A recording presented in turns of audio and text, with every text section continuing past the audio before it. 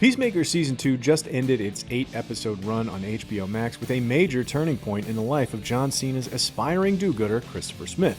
Creator James Gunn teased that the finale would lay the groundwork for 2027's Man of Tomorrow movie, and Gunn seems to have made good on that promise, with the finale strongly hinting at which character will serve as the common enemy uniting Nicholas Hoult's Lex Luthor and David Corenswet's Superman. So, why are we so unhappy with that big reveal? Let's break down why Peacemaker Season 2's finale doesn't quite gel with the rest of the DCU, and we'll explore the other big revelations in this episode as well, like the debut of Checkmate and the planet Salvation. Here's everything you need to know about the ending of Peacemaker Season 2.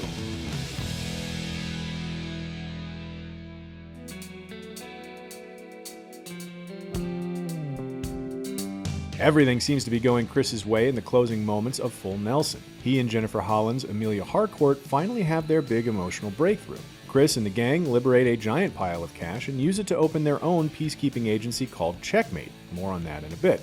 Chris and Amelia even attend a Foxy Shazam concert, giving Gunn one last excuse to play Season 2's earwormy theme song. But fate has a different plan in store for Christopher Smith. No sooner does he win it all than it's cruelly taken away from him by Flag and his Argus agents. Full Nelson ends with Chris being abducted and taken to an Argus black site facility. There, he's promptly dumped into a world Flag has selected for his metahuman prison planet, called Salvation. Again, we'll get back to that in a little while. Flag banishes Chris in revenge for the death of his son, Joel Kinnaman's Ricky Flag Jr., leaving Peacemaker marooned and weaponless in a land full of hungry monsters, and it sure sounds like he's just the first of many planned prisoners. Before getting into the comic book origins of Checkmate and Salvation, we really need to address the elephant in the room. What's the deal with Rick Flag? Why has this character taken such a hard and sudden heel turn in Peacemaker Season 2? The thing about Grillo's character is that he was never portrayed in a particularly villainous light before now. From the start, he's been the more level-headed, rule-abiding alternative to Viola Davis's Amanda Waller. If outright calling him a hero is too much, Flag was certainly on the right side of the conflict in 2024's Creature Commandos. Same goes for his small role in Superman, where he was clearly distrustful of Luthor. Even starting out in Peacemaker Season 2, Flag wasn't really a villain so much as a man grieving the death of his son. However much Flag may be using his position to carry out a personal vendetta, you can understand and empathize with him. But that empathy is mostly gone now. Flag has gone from distrusting Luthor to becoming Luthor. Is there any difference between Luthor building a prison between dimensions and Flag using the QUC to dump prisoners on an alien world?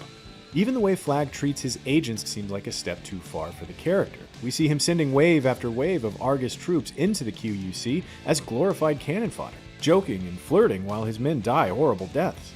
Again, calling Flag an outright hero may be too much of a stretch, but the character had a basic humanity in the DCU that's suddenly absent at the end of Peacemaker Season 2.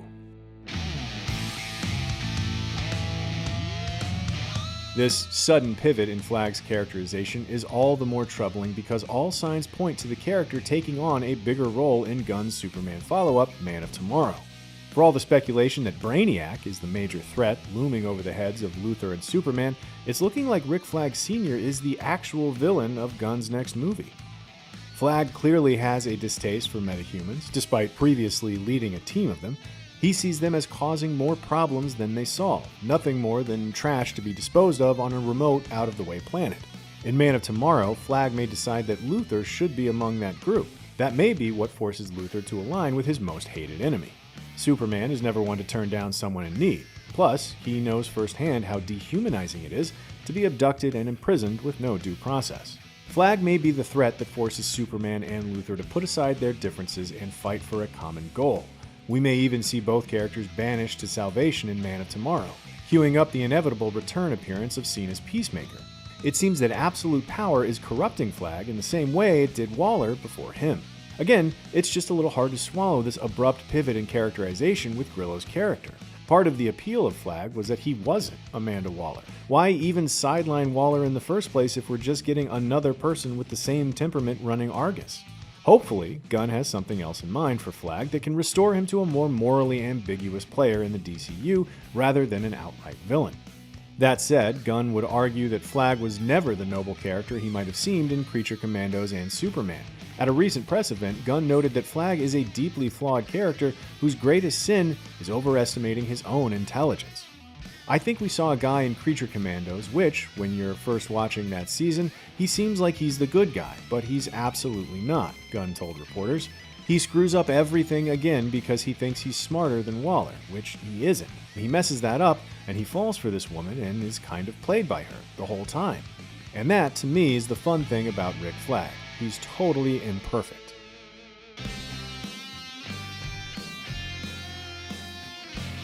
As we see late in episode 8, Chris and the gang have formed their own peacekeeping agency called Checkmate. Checkmate is an organization with deep roots in the DC Comics, even if this version is a pretty significant deviation from the source material. In fact, about the only common thread here is the involvement of Saul Rodriguez's Sasha Bordeaux and Freddie Stroma's Vigilante. Checkmate was created by Paul Kupperberg and Steve Irwin and originally debuted in 1988's Action Comics number 598, with Waller forming the organization as a splinter agency of Task Force X.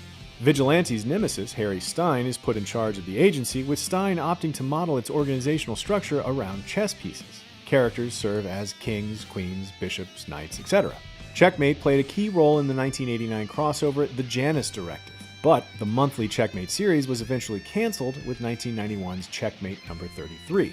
After fading to the background of the DCU, Checkmate roared back into the spotlight thanks to 2005's Infinite Crisis. Writer Greg Rucka spearheaded a new, modernized Checkmate series in the aftermath of that crisis, one which included his creation, Sasha Bordeaux, as a major character. Gunn made it clear he was heavily inspired by his love of the Rucka run at the press event, saying, "I've always liked Checkmate. Those Greg Rucka stories of Checkmate are just comics that I really, really love. So, I always wanted to try to build Checkmate into it somehow. And the idea of allowing Agee to really fulfill what is her sort of destiny and be the one who founds Checkmate in this universe was important to me. I also like the idea we're really using it to deal with all these different characters." Gunn revealed that the idea here is to give the 11th Street kids an opportunity to do good on a larger scale. I think it's the real culmination of the 11th Street kids and their desire to be good.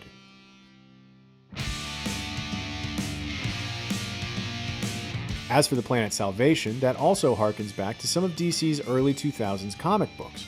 That world was introduced in 2007's Salvation Run, which is based on a story pitch from none other than Game of Thrones author George R.R. Martin, though the comic itself is written by Bill Willingham and Lila Sturgis. A precursor to another Crisis storyline, 2008's Final Crisis, Salvation Run deals with the fallout of many DC villains like Joker, Lex Luthor, and the Flash Rogues being marooned on a distant planet dubbed Salvation. Similar to the Peacemaker series, the idea is to rid Earth of its growing metahuman problem. However, Waller and Task Force X don't count on the fact that Salvation is actually a secret training ground for Darkseid's parademons, which gives Luthor et al. Access to boom tube technology. I like the concept of creating this prison that was absolutely inescapable, but was also a little rash because they think it's not dangerous from their initial tests, Gunn said. But in the comics, and in Peacemaker obviously, there's hints of it being dangerous, but I also like the idea of being able to create this environment where people that are considered bad metahumans are going to have to figure out a new way to create a society. And that was what was always interesting about it for me. In the case of both Checkmate and Salvation Run, DC fans shouldn't be expecting a full one-to-one adaptation of the source material. As much as Gunn's DCU leans on the comics for inspiration, he's never been one for direct adaptations. That won't change now.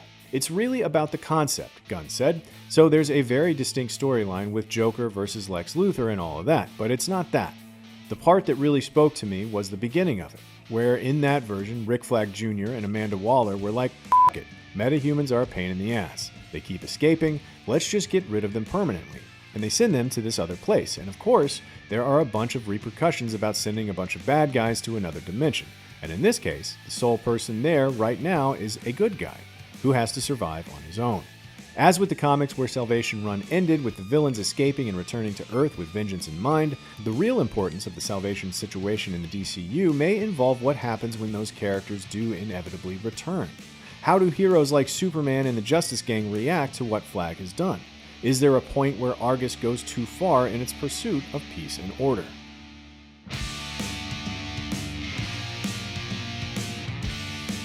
Naturally, one of the big questions now that Peacemaker Season 2 has ended is when and where we'll see Cena's Chris Smith next. Is there going to be a Season 3? Maybe, but Gunn doesn't seem focused on that in the immediate future.